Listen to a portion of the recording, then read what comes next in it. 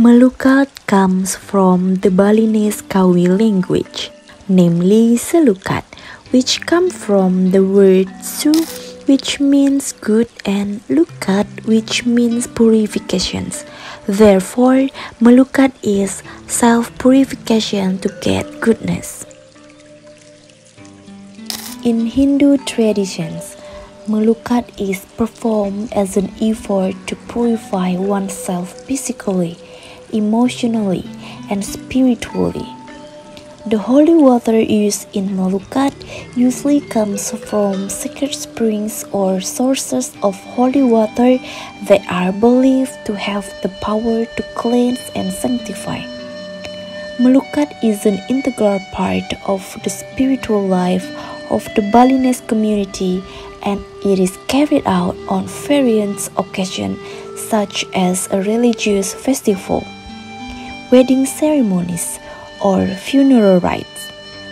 In practice, melukat also involves the recitation of mantras or prayers as a form of reverence and a request for purity.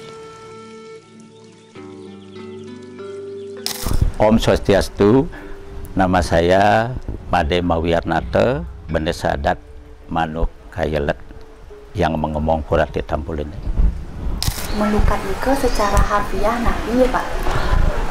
Kalau melukat secara harfiah, kalau kita mengenal namanya di Bali, kalau melukat pada umumnya itu kan pakai banten yang benar-benar banyak itu, ada tebasan dan sebagainya. Tetapi kalau melukat di sini itu istilahnya melukat atau melebur itu tidak sama prosesinya seperti itu. Di sini kalau melukat melebur di Tampul ini cukup pakai satu canang saja. Mengapa seperti itu? Karena media yang kita pakai di Tampul ini adalah media yang sudah jadi, yaitu air suci Tampul. Banyak orang percaya bahwa air suci Tampul ini adalah air yang bisa menyembuhkan segala penyakit. Itulah makanya orang datang ke Tampul ini disebut dengan melukat atau melebur itu, yang dia rasakan seperti apa itu dialah yang merasakan sendiri, sehingga Tampul ini terkenal menjadi melukat melebur karena mereka tahu yang datang kemari itu dia rasakan apa manfaat daripada anugerah beliau yang di sini, itu yang disebut dengan melukat atau melebur. Tapi ada nih kan esensi dari melukat ini Pak? Esensi dari melukat ini kan dia merasakan sendiri apa sebetulnya yang dia rasakan pada saat dia melukat. Jangankan orang beragama Hindu, orang lain pun di beda agama pun juga banyak. Dia merasakan langsung efek daripada melukat di Tampul ini. Ya, tetapi kan bukan ya mungkin seperti cabai begitu dimakan begitu pedas, tidak begitu. Tapi secara pelan-pelan mereka itu kan akan merasakan apa manfaatnya. Yang penting dalam hal ini saya sarankan kepada semua pemuda yang melukat di Tampul ini, jangan sampai habis melukat pakai anduk. Itu tidak bisa, karena itu bukan mandi kita melukat biarkah tirta ampul itu meresap ke dalam tubuh baik melalui rambut dan sebagainya. Setelah akhirnya itu akan betul-betul kering di tubuh itu, di sana baru akan terasa muka terasa bersih, pokok pikiran terasa tenang. Bagaimana cara Bapak mengelola ke sampai tirta ampul ini dikenal oleh wisatawan asing? Kami dari pihak pengelola Desa Adat Manuk Kayelet tidak pernah kami mau promosikan bahwa tirta ampul itu seperti ini, tidak. Dia sendiri merasakan apa yang dia dapatkan, apa yang dia rasakan setelah dia berkunjung di tempat ini. Itulah kami dari pihak Desa Adat tidak pernah menyampaikan bahwa ini harus begini, harus begitu, tidak. Jalani saja, beri petunjuk. Kalau Anda mau melukat seperti ini, silakan begini. Akhirnya dia lakukan apa yang dia dapatkan, dia sendiri yang dia rasakan. Itulah akhirnya mereka itu berjubel-jubel datang karena dia merasakan sendiri apa manfaatnya. Tapi ada ya syarat-syarat bagi wisatawan asing untuk melukat di tirta ampul ini Pak? Syaratnya bagi orang yang melukat, baik orang asing maupun orang Hindu, itu syaratnya dia itu harus berpakaian yang rapi, dalam artian kalau wisatawan dia itu harus pakai sarung. Sarung telah kami sediakan. Kalau orang Hindu ya orang lain Hindu itu sudah jelas syaratnya seperti orang asing juga. Kalau orang Hindu kan sudah jelas dia itu harus berpakaian adat sesuai dengan adat kita sendiri. Tapi ada nih Pak agama tertentu aja yang boleh masuk mriki, apa semua agama boleh? Kami dari pihak agama Hindu mungkin dia tahu bahwa semua orang yang datang yang bertujuan baik untuk di Pura Tirtaempul ini, kami sebagai masyarakat welcome, menerima itu dengan catatan apa aturan yang ada di Pura Tirtaempul ini yang diberlakukan oleh adat itu harus ditaati. Itu. Bagaimana melukat niki dapat dikatakan sebagai penyucian diri sehingga mengundang wisatawan asing untuk mriki? Mengapa disebut penyucian diri? Karena melukat di Tirtaempul ini atau melebur di Tirtaempul ini langsung diguyur oleh air dan langsung dia mandi. Kalau kita melukat di rumah seperti agama Hindu kita itu, kita akan mendapat percikan tirta dari orang suci, mungkin satu payuk begitu itu disiram begitu kurang pas. Kalau di sini kan diguyur semuanya. Inilah menyebabkan sehingga mereka itu betul-betul merasakan apa manfaat daripada air suci Tirtaempul ini gitu. Mengenai tata cara melukat itu, tata cara melukat banyak versi. Ini sebetulnya yang paling benar konsep kita di Hindu deh. Kita namanya mengenal luan dan teben. Biasanya kita kalau agama Hindu kita mulainya pasti luan itu ada di timur, ada di utara, jarang di selatan. Ini menurut konsep di sini di Medina Mbak Siring.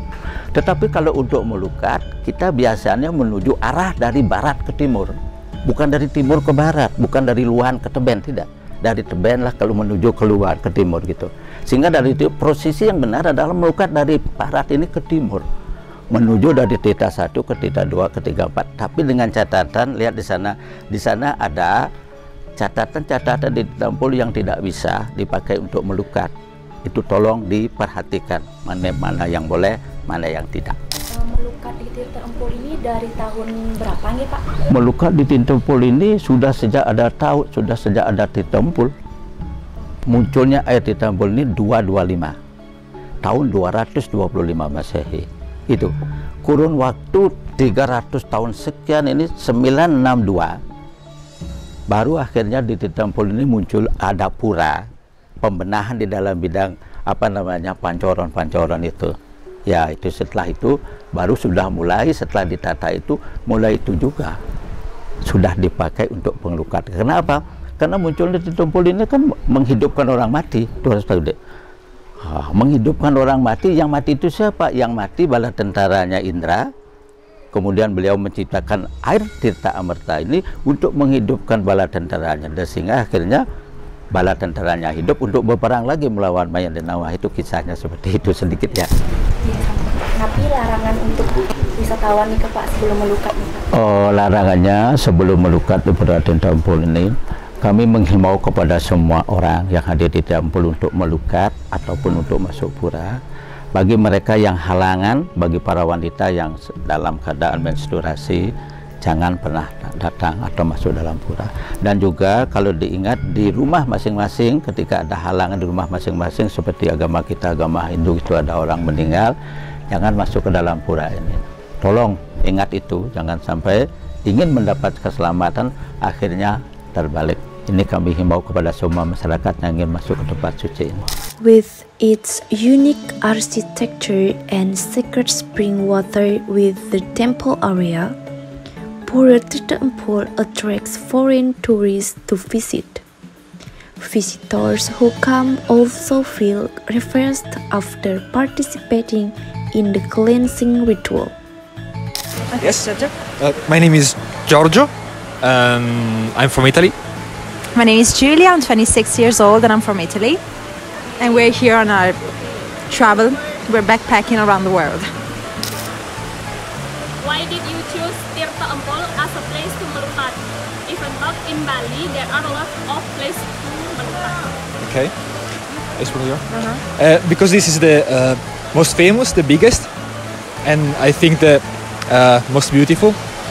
And they're very famous here for having very good guides that could teach us how to proceed with the ritual. Okay, next question. How do you know this place? Lo- Yeah, Yeah, found a it Lonely the Planet. internet, Lonely Planet, yeah. Books. Okay. Is this your first Melukat experience? How do you feel after Melukat? So yes, it is our first experience here. And how do you feel? I feel relaxed. Yes. Yeah, very relaxed. Like Uh, after a meditation, without having it one. Less stressed and sense of calmness and quiet. Question. Will you come here again to do this Melukat? Oh, we would like to Yes. do it. Yeah, maybe in the future. Yes. Last question. Would you recommendation this place to another tourist? Absolutely, Oh, yes. yes. Yeah. Yes. Why you give recommendation to another tourist? Because it's a must-do experience to enter in Balinese culture, and is one of the I think few options to have the occasion to get inside a temple and try to understand Balinese culture and religion. Thank you. Thank you. Sanchita, And I'm Shrey. India, India. Delhi. Okay, the first question is why did you choose Tirta Empol, this place to Melukat? So, before coming to Bali, we are from India. I was doing research about the temples, and someone told me that this temple has a very holy significance when it comes for like spiritual cleansing. So we thought, why not give it a shot and visit the place? How do you know this place? Google the famous places to visit in Bali. And Is this your first Melukat experience? yes. How do you feel after I feel fresh. impressed? I feel Yeah. new. And then, And cold. yeah. Would you recommendation this place to Oh, your definitely. tourism? Yeah, Definitely. This is a very nice, energetic place. A very positive You vibe. won't come again here?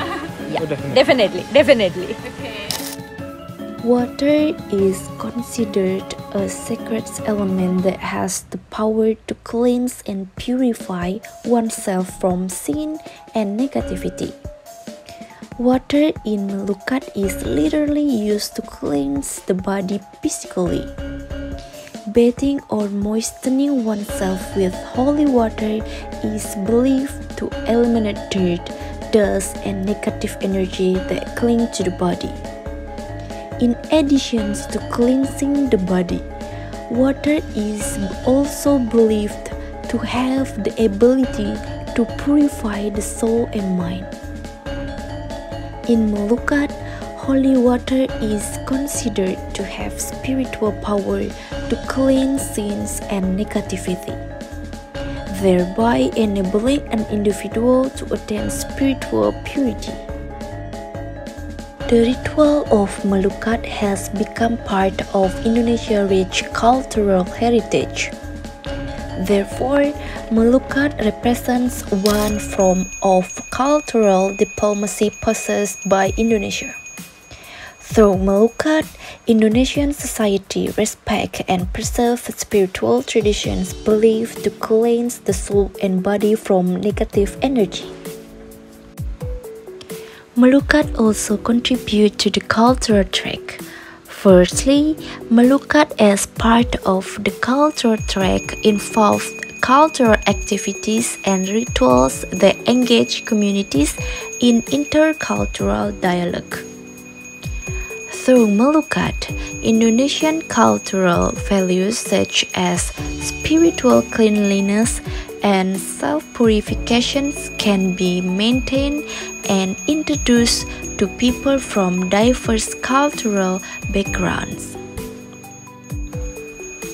This practice promotes intercultural understanding, tolerance, and peace by acknowledging and appreciating Indonesia's spiritual traditions.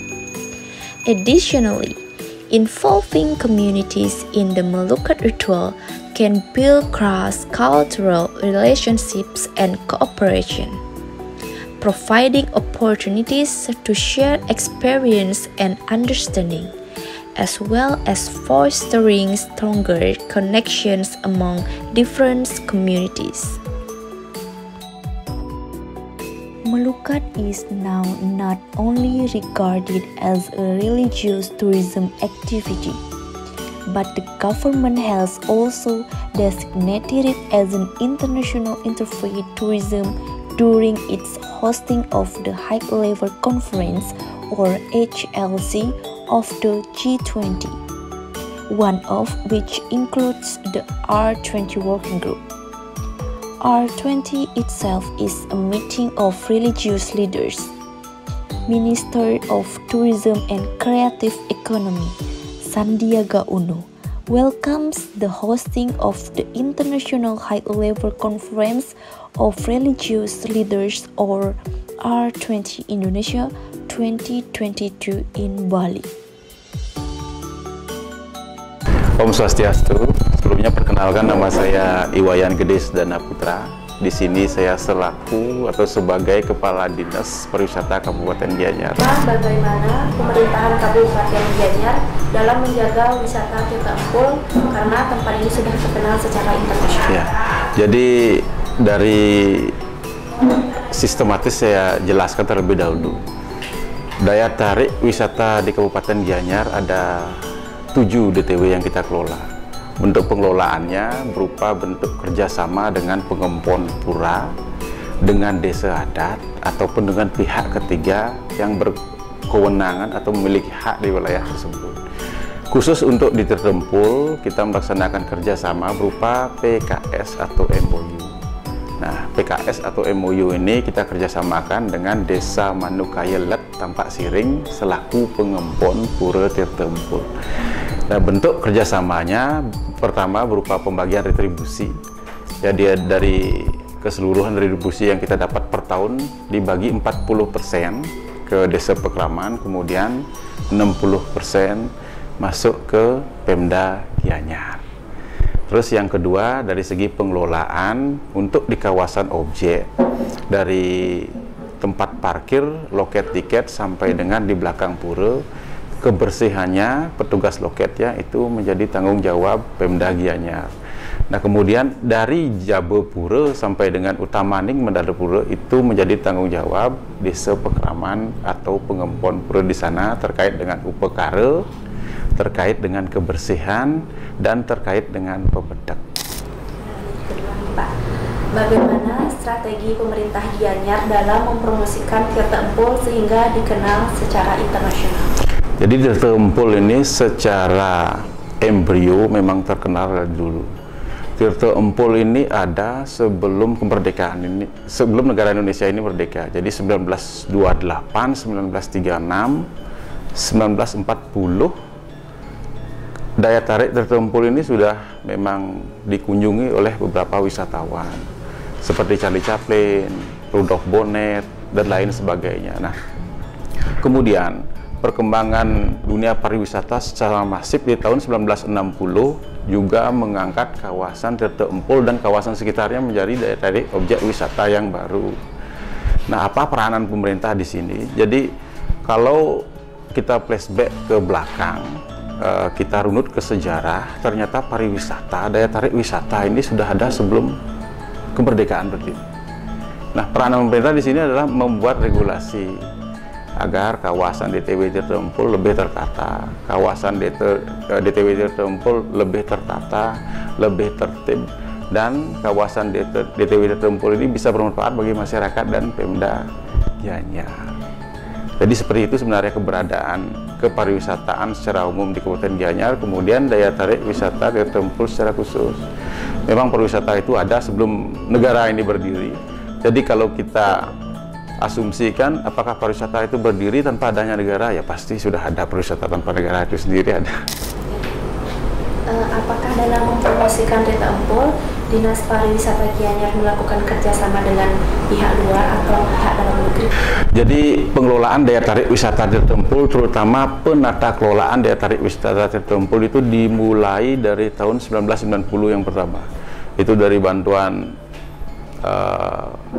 PUPR pusat, kemudian di tahun 2023 ditata lagi sedemikian rupa seperti sekarang, itu juga melalui dana dari pusat. Jadi pemerintah pusat sangat support sekali terhadap kita untuk membantu. Nah, dalam hal kerjasama untuk mempromosikan Tirtempul, kita memang menggandeng pihak dari luar, nah, terutama perusahaan yang bergerak di bidang promosi pada saat ini.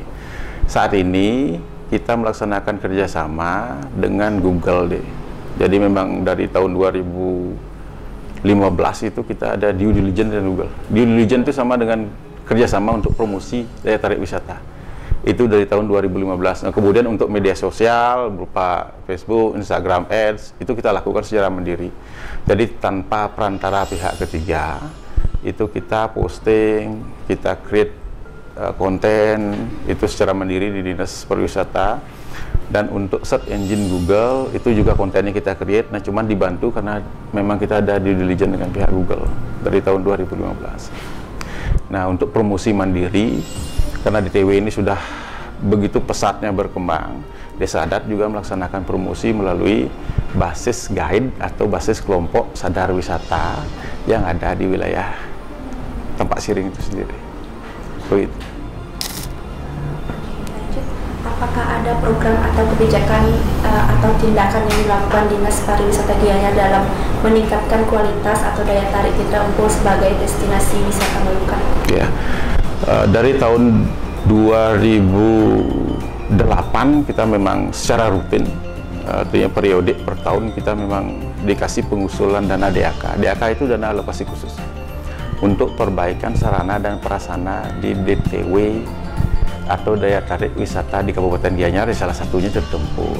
Nah, seperti kemarin di tahun 2021 DTW Tirtempul dapat DAK untuk perbaikan sarana toilet, kebersihan, nah, kemudian pedestrian yang rusak seperti itu. Nah, ya terus yang kedua, dari alokasi dana kita di APBD daerah Kabupaten Gianyar itu juga mengalokasikan berapa dana untuk perbaikan sarana dan prasarana di DTW Tirtempul.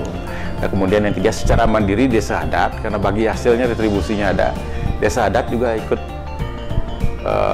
membantu untuk sarana kebersihan, sarana prasarana yang rusak. Jadi banyak sekali pihak-pihak, baik pihak dari pusat, kemudian Pemda di sini, kemudian di Desa Adat sendiri untuk membantu proses ketika terjadi kerusakan, proses pekerjaan di Tirtempul, kemudian ketika terjadi sarana prasarana yang rusak dibantu, seperti itu. Itu dari segi pendanaan. Nah, kemudian dari segi yang terakhir hambatan ya. Nah, hambatan yang terjadi di Tirtempul itu kami rasakan pas high season. Itu terjadi di bulan Juli sampai Agustus.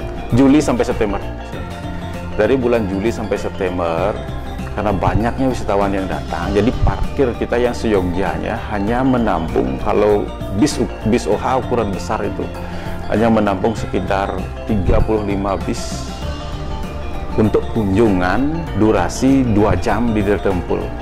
Nah, kadang-kadang yang terjadi adalah banyak sekali bis-bis besar, minibus yang datang sehingga parkir tidak menampung. Itu terjadi di bulan Juli sampai dengan Agustus.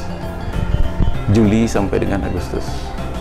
Itu yang kendala yang kami rasakan.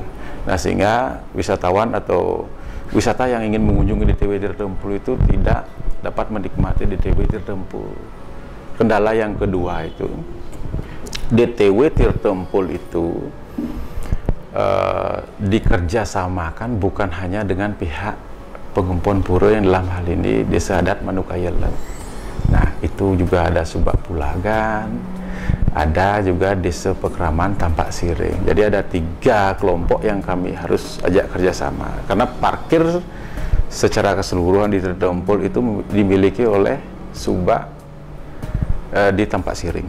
Nah, kemudian DTW itu dimiliki oleh Desa Pekraman Manukayala. Nah, jadi sewaktu-waktu kami harus berkolaborasi, kemudian mengadakan rapat untuk mencapai kesepakatan bersama. Nah, kadang-kadang dari kesepakatan itu ada biaya retribusi yang lebih harus kami bayarkan. Nah, terkait yang pertama yang tadi deh, jadi kemana sih, apa sih solusinya kalau misalnya wisatawannya membludak, kemudian tidak dapat akomodasi parkir, kemudian tidak dapat untuk mengunjungi DTW Tirtempul. Jadi ada solusi yang kami tawarkan. Di sebelah selatan DTW Tirtempul itu ada DTW Pura Mengening. Keindahannya hampir sama dengan Tirtempul. Nah, kemudian airnya sangat lebih asri. Di sana juga ada wisata religi untuk melukat dan sedang kami kembangkan. Jadi persis sebelah selatan DTW Tirtempul ada namanya DTW Pura Mengening yang sekarang sudah mulai naik kunjungannya. Itu salah satu solusi yang kami tawarkan ketika Krodit Tirtempul yang mereka dapat ke selatan. Kegiatannya sama, melukat, pancorannya lebih banyak, alamnya lebih asri. Begitu deh. Mungkin kata kendala yang Ya. Kendala itu apakah ada kendala yang dialami dinas pariwisata dalam mempromosikannya? Oh, kalau mempromosikan ada. Kalau untuk bidang promosi yang kita lakukan sama sekali tidak ada kendala. Kenapa? Dulu itu kita melaksanakan promosi di tahun 2010 mungkin dengan cara konvensional. Artinya dengan cara kerjasama dengan IO, kemudian kerjasama dengan koran, kemudian buat selebaran, buat baliho, kerjasama dengan beda cetak elektronik, kemudian kerjasama dengan radio, dan itu sangat sifatnya konvensional. Kalau sekarang model konversi kerjasamanya kan bisa saya lakukan dengan online, dan itu sangat membantu sekali proses untuk promosi di TV. Jadi sama sekali tidak ada kendala. Bagaimana sih Pak Dinas Pariwisata ini mempopulerkan wisata Tirtempul ini sehingga banyak turis mancanegara datang ke tempat Tirtempul ini? Ya, seperti yang saya sampaikan tadi, jadi DTW Tirtempul, pariwisata di Gianyar, pariwisata di Ubud itu memang termasuk pariwisata di Bali. Memang populer sebelum kemerdekaan itu ada. Jadi kegiatan pariwisata ini memang ada sebelum negara ini merdeka. Jadi apakah dia dipromosikan oleh orang luar? Saya kira ya.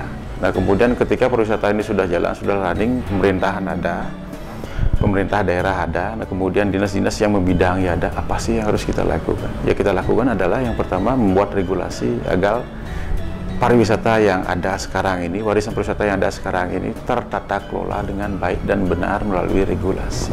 Nah, kemudian zaman sekarang, zaman era modern seperti saat ini, apa sih langkah promosi yang kita lakukan? Ya, seperti yang saya bilang tadi. Jadi melalui Dinas Pariwisata kita mengalokasikan anggaran khusus memang untuk program promosi online berbasis internet. Kalau media sosial kita pakai iklan. Jadi kalau di IG kita pakai IG Ads, kemudian Facebook kita pakai Facebook Ads. Iklannya itu sangat rarah saya kira. Jadi sebelum pengiklanan kita buat konten, kemudian kita bisa pasarkan ke negara mana saja yang kita tuju. Sebelum wisatawan itu berkunjung ke Bali berdasarkan data BPS tahun lalu. Nah, kemudian iklan berbayar juga kita kerjasamakan dengan pihak Google yang namanya Google Ads. Metodenya hampir sama dengan media sosial, tapi lebih mengkhusus ke pangsa pasar yang memang betul-betul minat wisatawan itu ada. Karena basisnya adalah SEO atau Search Engine Optimizer. Itu beberapa langkah promosi yang saya lakukan. Kemudian ada langkah promosi yang sifatnya memang agak konvensional, ya kita ikut pameran ke luar negeri pernah, kemudian kita ikut pameran ke luar daerah Bali seperti Jakarta, Surabaya, Bandung dan lain sebagainya di wilayah Indonesia. Nah, tapi promosi yang gencar saat ini kita lakukan ya promosi dalam bentuk periklanan online berbasis internet. Mungkin yang terakhir Pak, apakah terdapat peningkatan pendapatan yang dimiliki kontribusi untuk pembangunan Tirtempul dan sekitar? Lalu berapa persentase wisatawan yang mengunjungi Tirtempul? Ya, di tahun 2019 itu kalau dirupiahkan secara keseluruhan retribusi di semua objek yang kita kelola itu sebesar 46 miliar setahun. Itu 60%-nya berasal dari Tirtempul. Nah, kemudian 2020 sangat turun drastis. 2021 0%. Di tahun 2022 kembali kita menyentuh angka 40 miliar. Nah, kemudian target kita untuk di tahun sekarang, tahun 2023 itu adalah 65 miliar. Nah, jadi kalau misalnya target ini tercapai 65 miliar di bulan Desember tahun 2023, 70% dari 65 miliar itu saya pastikan berasal dari Tirtempul. Karena jumlah kunjungan wisatawan terbanyak adalah di Tirtempul. Rata-rata per hari ini saja yang berkunjung 218 orang yang berkunjung. Itu dari pihak asing. Nah, kemudian dari pihak domestik itu sekitar 200-an orang juga. Nah, cuman perbedaan tiketnya itu kalau untuk asing 50.000, untuk lokal itu sekitar 30 ribuan. Begitu. Nah, kemudian apakah jumlah kunjungan di Tirtempul berpengaruh terhadap jumlah keseluruhan kunjungan? Iya, itu ada sekitar 70% jumlah kunjungan. Melukat is a self-purification ritual believed by Hindu followers to be a means of releasing negative energies. This uniqueness of Melukat has made it intriguing to outsiders, leading to Melukat being recognized as one of the destination held as an international religious tourism site. This advantage allows Indonesia to introduce and establish its identity as a country with distinctive qualities that can make international citizens stunned.